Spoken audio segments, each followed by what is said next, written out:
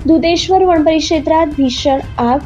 दुधेश्वराच्या घाटामध्ये वनपरिसरात अज्ञात कारणाने डोंगराला आग लागली।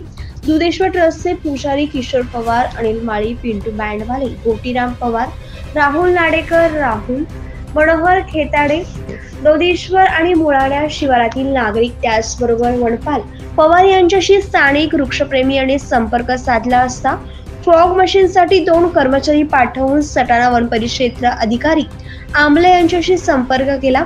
त्यांनी त्वरित मदत पाठवल्यामुळे आटोक्यात न येण्यासारखी आग फॉग मशीनच्या सहाय्याने लवकरात लवकर आटोक्यात आली। त्याचबरोबर मुलाणे येथील नागरिकांना फोन केले असता लवकरात लवकर मदत मिळणे शक्य झाल्याने आग आटोक्यात आली। त्यामुळे वनसंपदेचे चांगल्या प्रकारे संरक्षण करण्यास मदत झाली। वन विभागाने जंगलात जाळपट्टी बनवून आग रोखण्यास मदत होईल, अशी लवकरात लवकर जाळपट्टी तयार करण्यात यावी अशी स्थानिक नागरिकांकडून मागणी होत आहे।